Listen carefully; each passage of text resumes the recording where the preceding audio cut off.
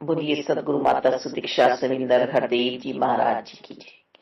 तू ही निरंकार में तेरी शरणाम मैनू अक्षरो। सदगुरु स्वरूप प्यारी साध संगत जी, आप जी के पावन पवित्र चरणों में दासी अणिमा जी का मेरठ से कोटि कोटि धन्यवाद जी। जो कुछ भी है बस खुदा ही खुदा है। खुदा जो हमारे अंतरकरण में खुदा है, रोम रोम में खुदा है। हमें बाहर की गुफा में जाने की आवश्यकता नहीं है। हमें परमात्मा को पाने के लिए अंतरकरण में जाना होगा। अंदर की यात्रा पर हमें जाना है।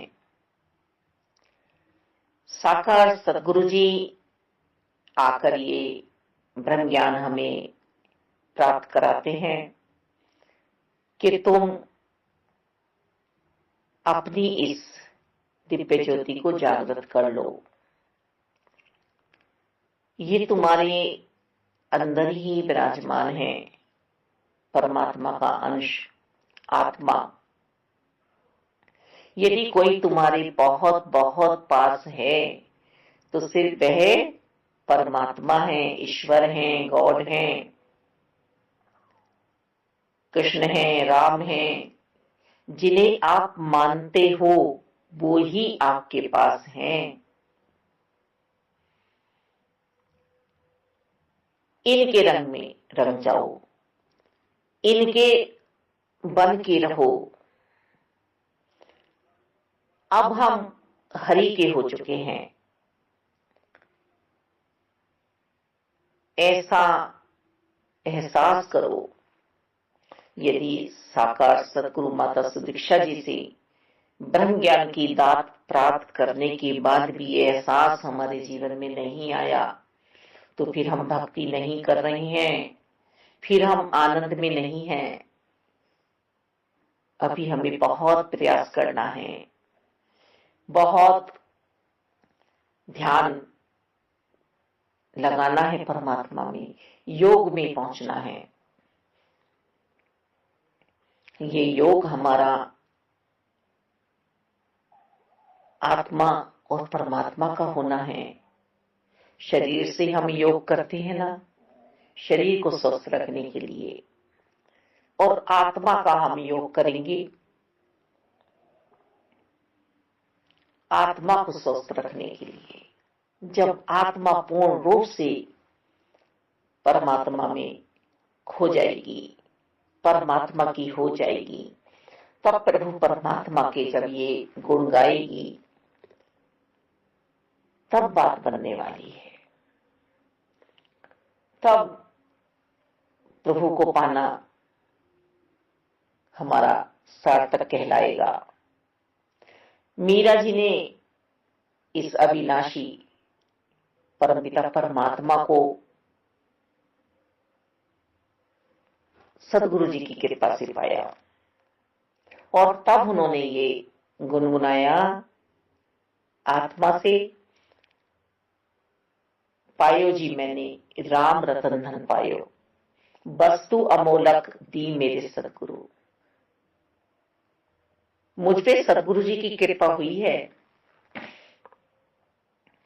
जो वो भक्ति वैराग्य के साथ हो रही थी, गिरधर की मूर्ति में ध्यान लगाया था, अब सदगुरु जी की कृपा से मूर्ति छूट गई है। अब अंदर की यात्रा पे गई हैं और अब जो वहां से आनंद छलक रहा है वो शब्द बन के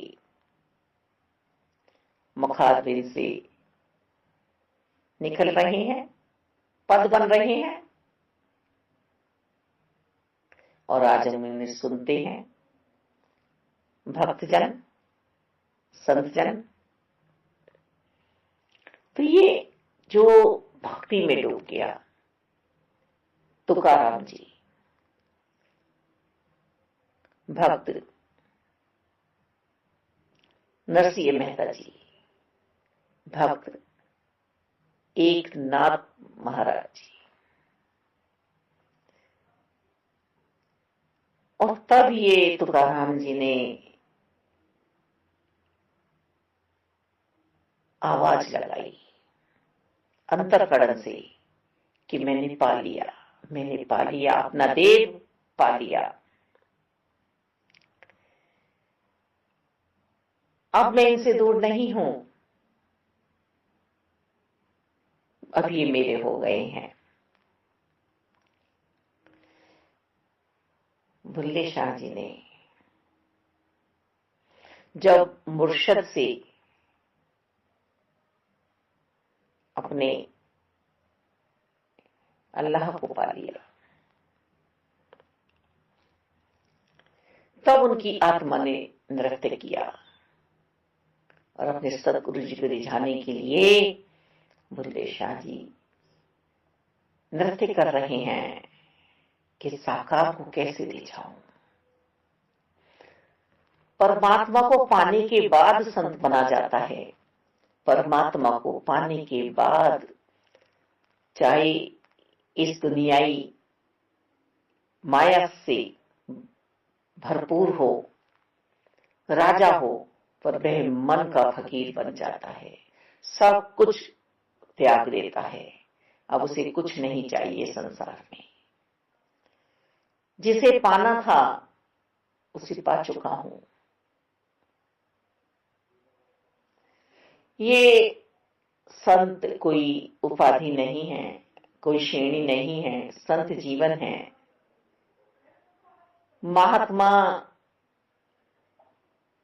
जीवन है जिसकी आत्मा महान हो गई है। महापुरुष जीवन है जो देह तो पुरुषों वाला है, पर वह पुरुषों में महान योद्धा है। वह भक्ति कर रहा है परमात्मा की। हम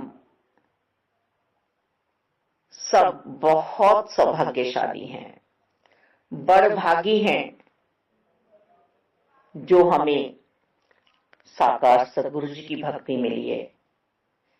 और साकार सदगुरु माता सुदीक्षा जी हमें समझा रही हैं कि बच्चे, जवान, बुजुर्ग सब खुश रहते हुए इस जीवन में भक्ति कर सकते हैं। अपने मन को परमात्मा में जोड़ लो, परमात्मा से अलग मत करो अपने मन को। इस रब को पाकर और फिर जो इससे बिछड़ने का प्रयास करेगा वो कभी भी खुश नहीं रह पाएगा, उसकी आत्मा कुर्लाती रहेगी। हमें आनंद की जो प्राप्ति हुई है सदगुरु जी की कृपा से, उस आनंद को खोना नहीं है। अब हम चलिए भक्ति कर रहे हैं, पल दो पल के लिए हम घंटे 2 घंटे के लिए हम प्रभु का यशोगान करते हैं, ये भी मुबारक है। क्योंकि मिथ्या से तो ये भी ठीक है कि चलिए कुछ तो हो रहा है, कुछ तो हो रहा है। पर हम अपने जीवन में यदि साकार सदगुरु जी की शरणागति प्राप्त कर लेते हैं तो वास्तव में हमारा जीवन सत्संग, सिमरन, सेवा से जुड़ जाता है। ये श्रृंगार जिसने कर लिया है फिर उसे बाहर का श्रृंगार करने की आवश्यकता नहीं होती है। फिर वह साकार सदगुरु जी की कृपा से टॉपिक जो आ रहा है खुदा,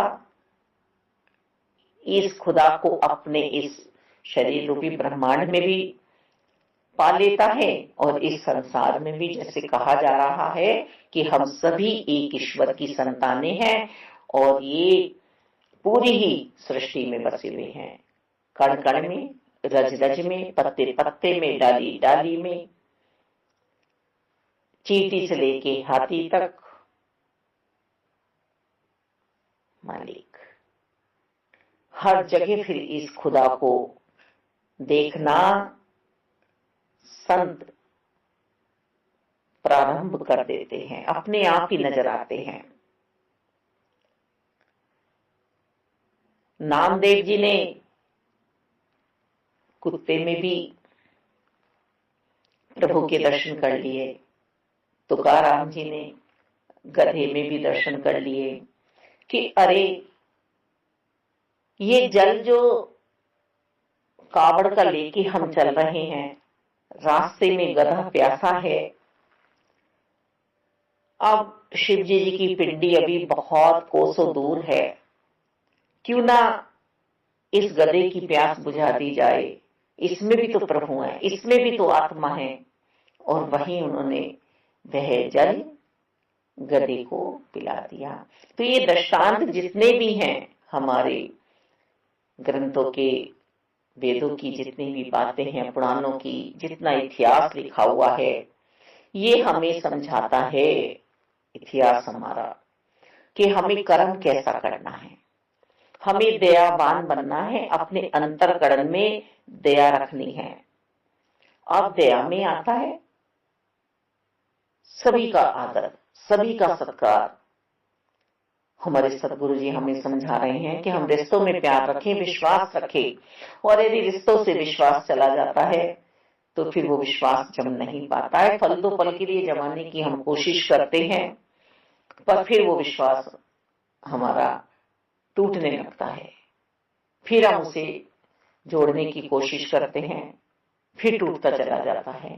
क्योंकि जहां गांठ बंध जाती है वहां वो फिर सीधी रस्सी हो नहीं सकती, क्योंकि वो कटी है और कट के उसको बांधा जा रहा है, कोशिश की जा रही है। तो हम पूरे विश्वासी बने, सतगुरु जी हमें समझा रहे हैं। ये पूरे ही विश्व में संत निरंकारी मिशन ये सेवाएं दे रहा है कि हम एक प्रभु परमात्मा की संतानें हैं और ईश्वर की जानकारी करने के बाद हम सब जातों पातों में ना पड़े, अमीरी गरीबी में ना पड़े, विद्वान अनपढ़ में ना पड़े। बस जो प्रभु का है वो हमारा है, जो कुछ भी है वो सब कुछ प्रभु का है। हमें संसार में आत्म भाव से विचरना है, हमें आनंद ही आनंद में रहना है हर पल। प्रभु परमात्मा निराकार दातार आपके सामने यही अरदास बनती है, बारंबार बनती है कि हम संतों को, भक्तों को मालिक दुनियाई व्यवस्था में ज्यादा से ज्यादा, अधिक से अधिक संतों का ही देना, सच्ची आत्माओं का देना। क्योंकि हमारी जो आत्मा की प्यास है वो संत ही बुझाते हैं। सत्संग वो गंगा है, इसमें जो नहाते हैं पापी से पापी भी पावन हो जाते हैं। ऋषियों ने, मुनियों ने इसकी महिमा गाई, सत्संग ही जीवन है, ये बात है सच्चाई। ये वेद बताते हैं, ये ग्रंथ बताते हैं, पापी से पापी भी पावन हो जाते हैं। मालिक ये सत्संग रूपी जो गंगा है, इसमें हमारा स्नान होता है सब। मालिक हम इससे दूर ना हो, हम इस आनंद में हमेशा विराजमान रहें, तन करके भी और मन करके भी। जैसे समुद्र से जल लेकर बादल बरसाते हैं, समय से ही चल रहा है। फिर बादल जो बरसाते हैं वो फिर समुद्र में चला जाता है। इसी तरह से मैं भी इस परमात्मा से आई हूं और इसी परमात्मा में मिल जाऊंगी। पर ये कठिन भी है एक साधारण व्यक्ति के लिए और एक भक्त के लिए, एक संत के लिए जिन्होंने गुरु दीक्षा ली है, उनके लिए फिर कठिन भी नहीं है, क्योंकि जीवन वह फिर भक्ति वाला जीते हैं, प्रभु के लिए जीते हैं। हर श्वास उनका सिमरन में रहता है, प्रभु की याद में रहता है, मुक्त आत्मा बन के वह जीवन जीते हैं। तो संत जन प्रभु से प्रेम लेते हैं और संतों पे लुटाते हैं, दुनिया में बांटते हैं इस प्रेम को। छोटी छोटी नदियां भी जाके सागर में ही मिलनी है। तो हम भी तो परमात्मा के अंश आत्माएं हैं, तो हमारे सतगुरु जी ने इनमें मिला दिया हमें। बस जो कुछ भी है वो ईश्वरी तो है, खुदाई तो है, अल्लाह ही तो है, गॉड ही तो है, मालिक दाता। और निरंकार और साकार में कोई भेद नहीं है, ये हमें समझाया जा रहा है।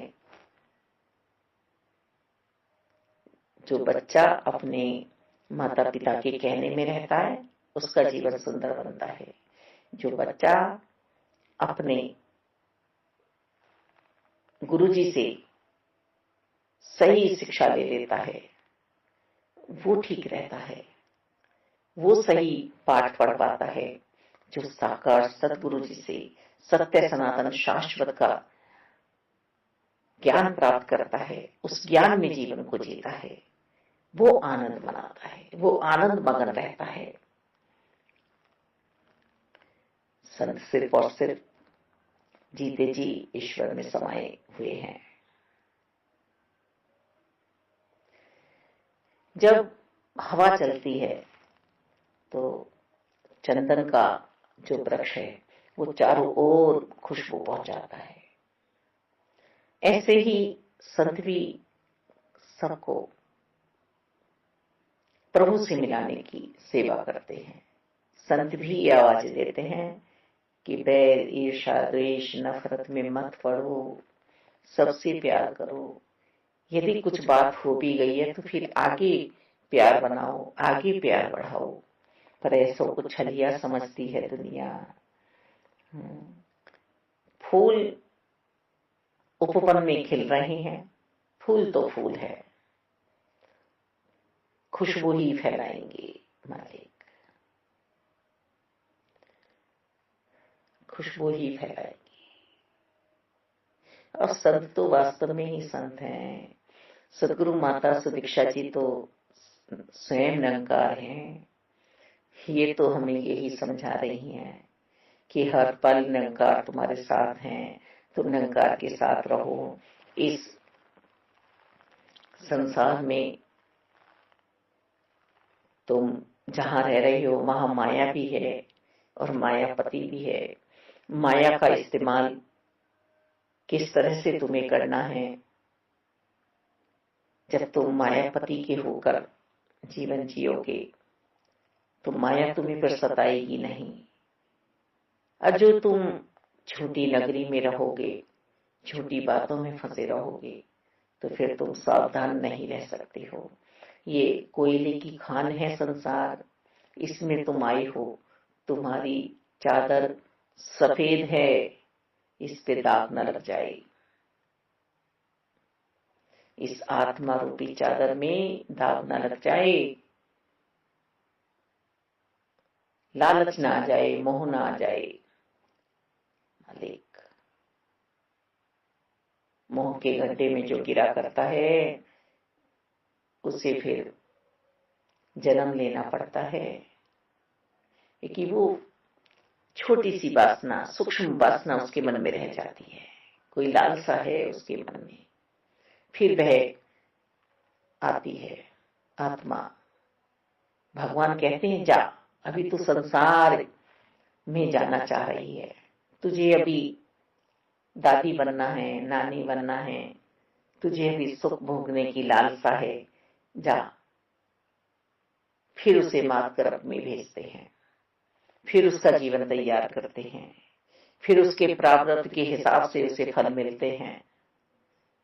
मालिक, हम अपनी आत्मा को बिल्कुल शुद्ध रखें। शुद्ध आत्मा वाला जन हमेशा खुशहाल रहता है और प्रभु उसके साथ रहते हैं। उसके दुखों में, संसार को दुख दिख रहे हैं, पर इतने दुखों में, इतने दुखों की अग्नि में वो भस्म क्यों नहीं हो रहा है, जल क्यों नहीं रहा है? क्योंकि परमात्मा उसके साथ है, परमात्मा उसकी रक्षा कर रहे हैं। किस लिए? क्योंकि जो आपका वर्तमान का समय है वो वर्तमान के समय में प्रभु के साथ है, सबके भले की कामना कर रहा है, सबको आशीर्वाद दे रहा है। जो प्रभु को भाता है वो उसके अंतरकरण में विराजमान है। एक माँ के जो बच्चे होते हैं, चाहे वो 3 हो, 4 हो, 8 हो, जब उन बच्चों को प्यार किया जाता है तो माँ बहुत खुश होती है। इसी तरह से परम पिता परमात्मा की हम सब आत्माएं हैं, और यदि हम आपस में बैर ईर्ष्या द्वेष रखते हैं तो परमात्मा कैसे खुश होंगे? और जो हम सबके लिए शुभकामनाएं रखते हैं तो परमात्मा क्यों खुश नहीं होंगे? अब जो हमारे प्रारब्ध हैं वो तो हमें भोगने पड़ेंगे, क्योंकि कर्म तो मैंने ही किए हैं, बीज तो मैंने ही बोए हैं, चाहे वो कांटे वाले बोए हों, चाहे वह फूल वाले बोए हों, खुशबू वाले। बोऊंगी तो मैं चना, तो मैं गेहूं कहां से पालूंगी? बोऊंगी तो मैं बबूल, तो आम कहां से पाऊंगी? तो मालिक दाता, संत इसीलिए हमारे जीवन में हमें समझाते हैं बार बार आकर, इस तरह की कर्म करो कि तुमसे किसी का भी बुरा ना हो जाए। संत हमें डांट भी देते हैं, समझाते समझाते, पर संतों का कभी बुरा नहीं मानना चाहिए। ये दिव्य दृष्टि जो हमें मिली है, ब्रह्म ज्ञान की जो प्राप्ति हुई है, आध्यात्मिक सफर में जो हम चल रहे हैं, हमें मुक्त आत्मा जो बनाया है साकार सतगुरु जी ने, इसमें संतों की सिखलाई हमारे लिए अंत सांसों तक रहनी चाहिए। क्योंकि यदि संत हमें सिखलाई नहीं देंगे तो हम बीच में भव सागर में डूब जाएंगे। देखो, मुश्किलें हमारे जीवन में आती हैं, मुसीबतें हमारे जीवन में आती हैं, हम बार बार ये सोचते हैं ईश्वर है हमारे साथ या नहीं, खुदा है हमारे साथ या नहीं, मुझ पे इतनी परेशानी आ रही है, सोचते हैं ना। पर संत कहते हैं थम जाओ, तुम सावधान रहो, तुम अपना ईश्वर से नाता जोड़ के रखो, तुम्हारे साथ बुरा नहीं होने वाला, क्योंकि तुम किसी का बुरा नहीं कर रही हो, बुरा नहीं सोच रही हो। तो संत हैं जो हमें संभाल लेते हैं। सबसे बड़ा दुख जीवन में हमारे वही है जब हम संतों से बिछड़ जाते हैं, जब हम सत्संग में नहीं जा पाते, जब हम संगत में नहीं जा पाते, जब हमारा सिमरन हमसे नहीं होता, इधर उधर की बातें हम पे हावी हो जाती हैं, हमारे घर में बरकतें नहीं होती, जब कलह कलेश होता है। मालिक, हम सभी मधुर वचन बोले, सबके गुणों को अपनाएं। दया धर्म का मूल है। सब पर दया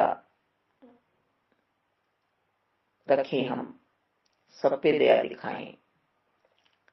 हो सके तो किसी को उठाने की बात करें, गिराने की नहीं। सद्व्यवहार हमारे अंतःकरण में हमेशा बना रहे। संत परोपकारी होते हैं, परोपकार करते हैं हर पल। संतों ने हमें हमेशा संभाला है और संत ही हमें संभालेंगे। सदगुरु बाबा बूटा सिंह जी यदि ये संत निरंकारी मिशन नहीं बनाते तो आज इतनी आत्माएं तृप्त नहीं होती, आनंद मगन नहीं हो पाती। यही परोपकार किया सदगुरु बाबा बूटा सिंह जी ने सन 1929 में कि जो मैंने पाया है, जिस खुदा के साथ मैं जुड़ गया हूं, वह सबको प्राप्ति होनी चाहिए। परमात्मा नहीं बटे हैं, ये तो नाम है जो हमने बना लिए हैं। मूल तो एक ही है, ईश्वर।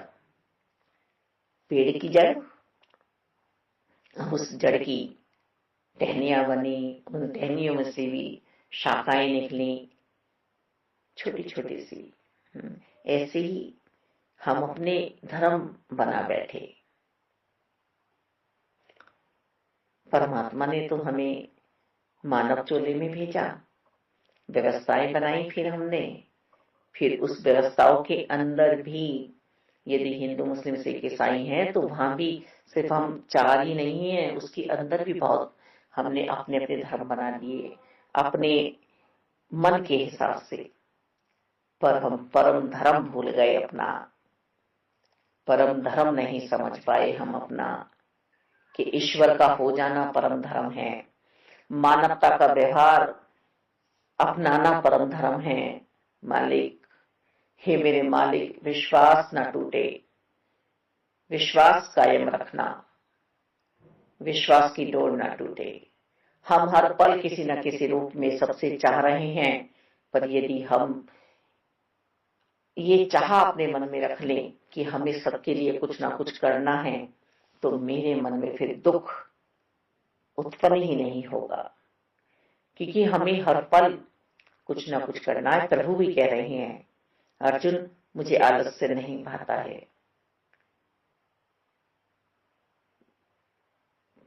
अपना कर्म हम करते चले जाएं, मन की सोच इतनी सुंदर बनाएं। मन की सोच सुंदर होगी तो हमारे विचार भी सुंदर होंगे, हमारे शब्द भी सुंदर होंगे, हर इंद्री हमारी कंट्रोल में रहेगी, हर इंद्री पे हम काबू पा जाएंगे। धन्यवाद संतों जी, धन्यवाद।